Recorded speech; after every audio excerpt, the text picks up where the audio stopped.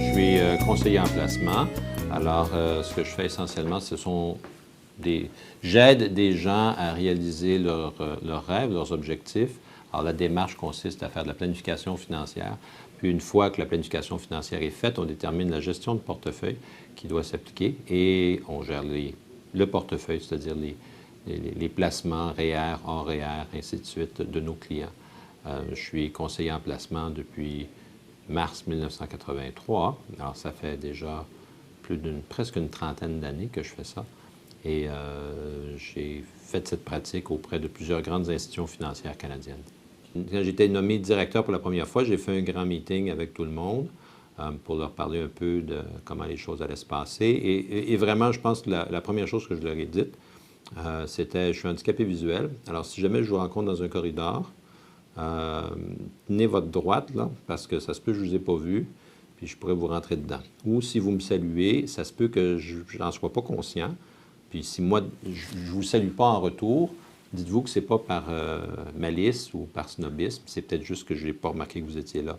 Quand j'ai perdu suffisamment de champ visuel pour ne plus être capable de conduire une automobile, et qu'à ce moment-là, j'étais en phase de développement de ma clientèle, et qu'il était normal que j'aille visiter mes clients à leur bureau ou à leur domicile, de devoir faire ça en transport en commun ou en taxi. Il fallait que je sois assez bien organisé parce que ça pouvait être assez fastidieux et lent par rapport si j'avais eu une automobile. Je me souviens une fois, j'étais allé voir un client qui était directeur d'une usine sur la Transcanadienne dans l'ouest de la ville. Puis j'avais évidemment pris l'autobus à partir du métro Côte-Vertu. Puis après ça, j'avais marché plusieurs coins de rue, littéralement sur la voie de service, pour me rendre jusqu'à l'usine. Et quand je suis rentré, la réceptionniste me regardait avec un drôle d'air, parce que j'étais à un endroit où il n'est pas habituel de ne pas être en auto. Et j'ai demandé de rencontrer M. Untel. Et là, j'ai entendu la réceptionniste chuchoter au téléphone à mon client, « Monsieur, il n'y a pas d'auto, il est venu à pied. » Évidemment, sur le coup, j'espérais que ça n'ait pas un impact dans ma relation parce que les gens, à prime abord, pouvaient penser que si je ne conduisais pas d'auto, c'était pour d'autres raisons qu'un handicap visuel. Par ailleurs, évidemment, l'essence de ma profession dans son développement, au-delà de l'aspect technique de la gestion de portefeuille, c'est essentiellement une relation humaine. Donc, c'est une relation d'affaires, de confiance qui se bâtit avec nos clients. Alors, dans ce sens-là, il peut arriver que, n'étant pas nécessairement à l'aise dans l'espace, ayant des problèmes d'orientation ou de mobilité, des fois, ça va m'arriver de me retourner puis de parler à quelqu'un qui, malheureusement, n'y est plus.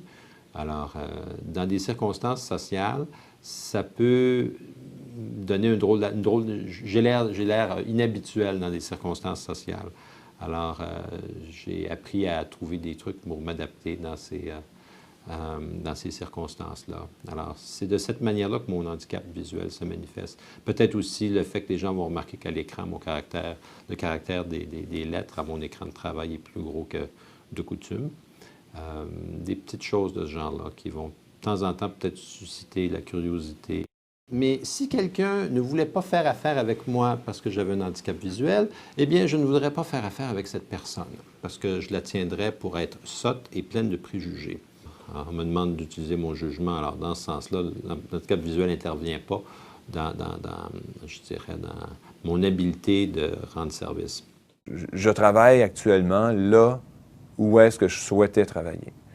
Et ça fait 12 ans déjà. Alors, l'intégration s'est fait très, très bien. Je n'ai jamais senti ou ressenti que ça dérangeait qu'ils avaient un physiothérapeute non-voyant. Et puis même, que je vous dirais, aujourd'hui, je peux dire que je fonctionne avec la clientèle qui m'est référée. Moi, j'arrivais avec déjà mon matériel, donc ultrasons, appareils adaptés, galons à mesurer, TENS. Puis les adaptations qu'ils ont à faire, bien évidemment, c'est de ne pas laisser les portes d'armoire ouvertes. Donc, c'est le rangement un petit peu plus. Peut-être que mais ça ne fait pas de tort. Hein? Alors, on peut voir ça d'un côté bénéfique. Je suis responsable des activités bénévoles à l'Institut Nazareth et Louis Braille depuis 6 ans. Donc, c'est moi qui s'occupe de tout ce qui est demande d'activités bénévoles à l'intérieur de l'établissement. J'ai été plus qu'un an et demi à envoyer des CV, à aller à des entrevues, mais moindrement qu'on voyait que j'étais handicapée visuelle, ça ne marchait pas. J'ai même déjà été dans une firme de sondage où la dame, quand elle a vu que j'étais handicapée visuelle, n'a même pas voulu me voir en entrevue. En fait, la dame me disait, je ne peux pas vous embaucher, vous ne pourrez jamais remplir les grilles d'entrevue. Les entrevues téléphoniques, là. Alors, j'ai tenté de lui expliquer qu'avec un gabarit, on pouvait y arriver. Mais elle ne m'a pas donné aucune chance, là. La dame a même pris le sondage, la feuille, elle me l'a mis carrément sur le nez en me disant « Le voyez-vous, ça? Non? Bon, je ne peux pas vous embaucher. » C'est assez frustrant.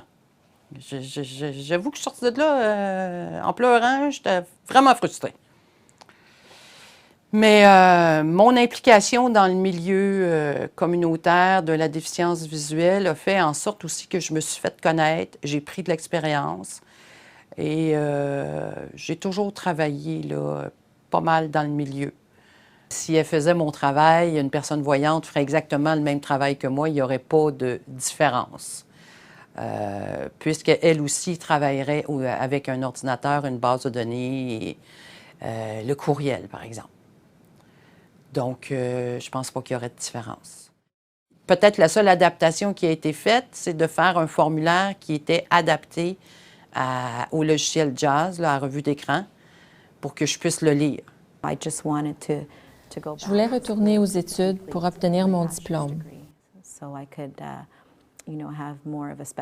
pour me spécialiser et faire croître mon expertise professionnelle dans mon domaine choisi. Afin de poursuivre mes 3 années d'études à McGill, j'avais obtenu un sabbatique du poste de travailleuse sociale que j'ai occupé pendant 7 ans à la direction de la protection de la jeunesse. And so the idea was to return back to my position, which I held.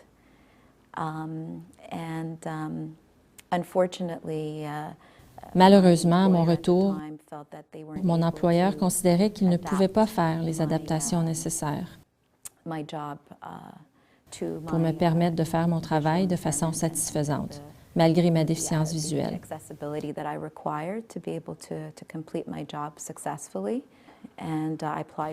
J'ai appliqué sur des postes auprès d'autres établissements du réseau de la santé et de services sociaux, dont le MAB Mackay, où l'on m'a offert, il y a 6 ans, un poste de travailleuse sociale. Je suis la toute première travailleuse sociale aveugle à avoir été embauchée par le centre. Mon employeur actuel fait preuve d'une grande ouverture d'esprit. Il a collaboré avec moi pour trouver des moyens me permettant d'avoir accès aux outils qui, d'ordinaire, ne sont pas accessibles à une travailleuse sociale.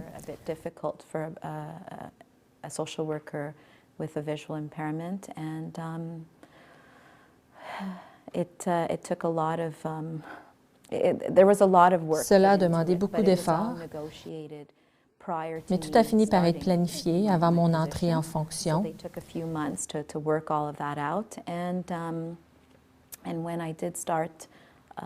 Après plusieurs mois de travail, j'ai pu accueillir mon premier client. Les questions que je pose aux clients sont très détaillées afin que je puisse me faire une bonne idée de leur situation. J'utilise mes autres sens pour capter des indices non verbaux. Je dois être bien organisée toutefois. Il me faut parfois obtenir du feedback de mes collègues voyants. Généralement, tout va bien. Beaucoup de clients disent avoir établi un rapport plus étroit avec moi. Ils considèrent que je peux mieux comprendre ce qu'ils vivent et ressentent.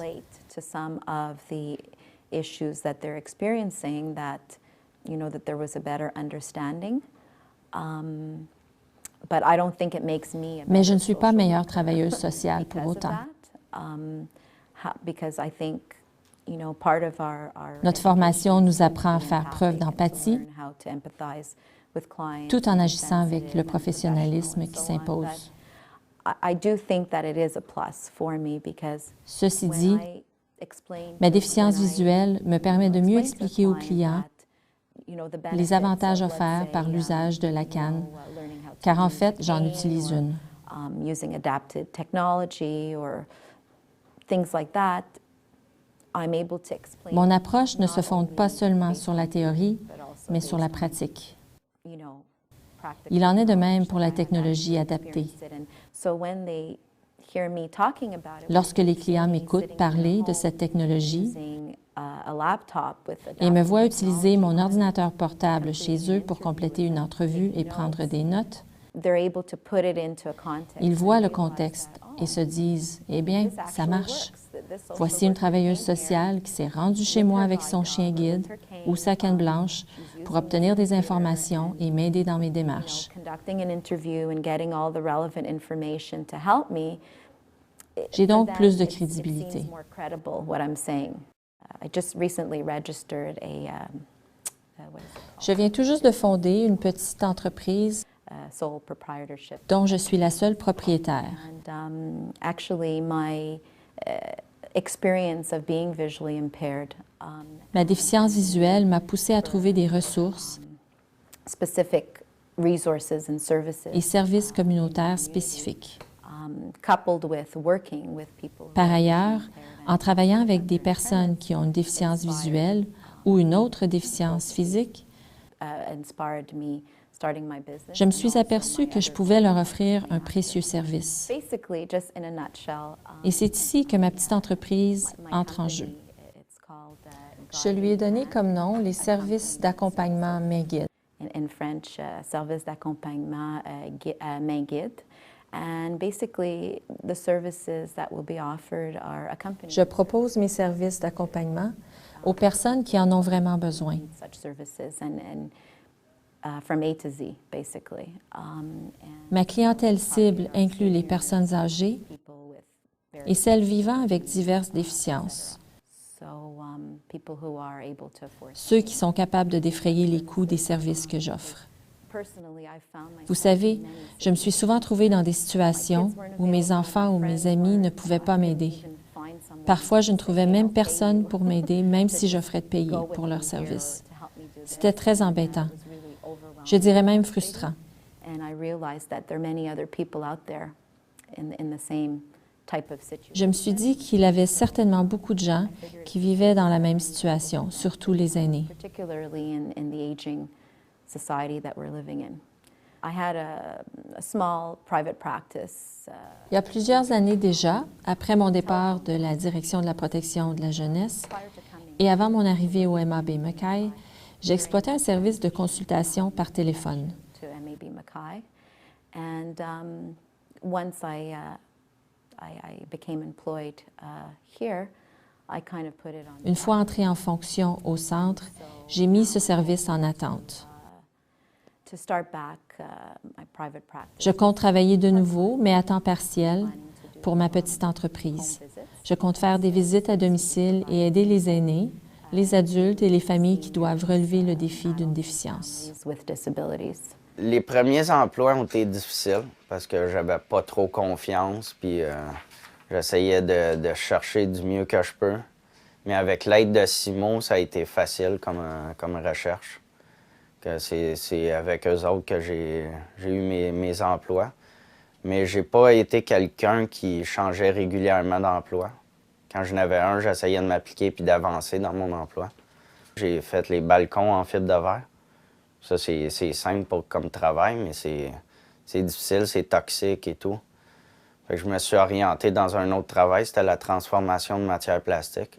Que là, c'est moins toxique, c'est juste de chauffer un peu le plastique qui est malléable, puis d'y donner la forme que tu veux. J'ai travaillé là-dedans presque 8 ans. Les 3 premières années, j'avais un chef d'équipe, mais après les 3 années, je suis tombé chef d'équipe.